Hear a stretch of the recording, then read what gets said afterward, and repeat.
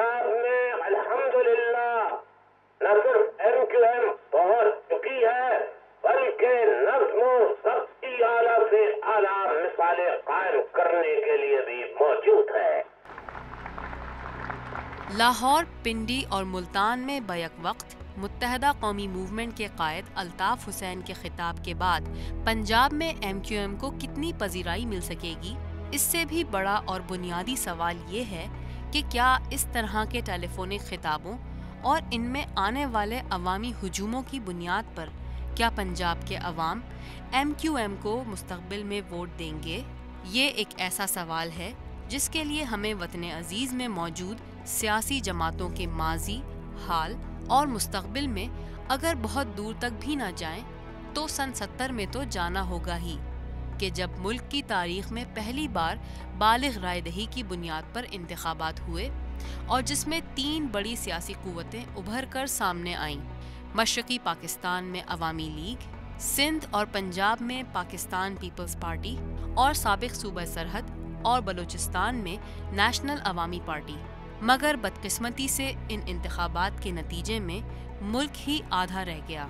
बचे खुचे पाकिस्तान में पीपल्स पार्टी बरसरे इख्तिदार आई, मगर पीपी की अपनी पॉलिसियों के सबब पीपल्स पार्टी सिंध और पंजाब तक ही महदूद रही। जनरल ज़ियाउल हक़ के दौर में लिसानी, मजहबी और इलाक़ाई तंजीमें और तहरीकें खूब फली फूलीं। यूं जब 90 की दिहाई में इंतखाबात हुए तो वतन अजीज़ में चारों सूबे नस्ली, लिसानी और इलाक़ाई बुनियाद पर वाज़ह तौर पर तकसीम हो चुके थे। गुज़िश्ता 3 दिहाई का मंजरनामा हमारे सामने है।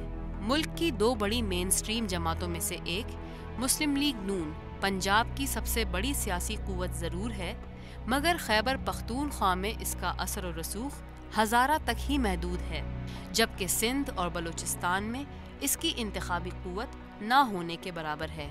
मुल्क की दूसरी बड़ी जमात पाकिस्तान पीपल्स पार्टी, जिसकी तारीख 4 से ज़ायद दिहाई पर मुश्तमिल है, पंजाब में ये अपना भरपूर वजूद रखती है, मगर गुज़िश्ता 4 इंतखाबात में हुकूमत बनाने में नाकाम रही है।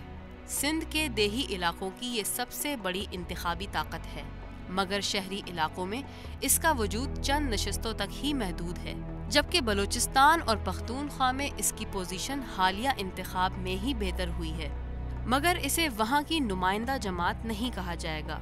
बिलाशुबा MQM गुज़िश्ता 2 दिहाई से सिंध के शहरी इलाकों की सबसे बड़ी क़ुव्वत है, मगर खुद अपने सूबे सिंध में ये आज तक सिंधी वोटों की भारी तादाद को अपनी जानिब राग़िब नहीं कर सकी। इस पस मंज़र में MQM का पंजाब जाना खुश आइन तो कहलाया जा सकता है, मगर मुस्तक़बिल में इंतखाबी हवाले से उसकी कामयाबी बज़ाते खुद एक बड़ा सवाल है। 62 साल बाद भी वतन अजीज़ में 80% नशिस्तें मौरसी हैं।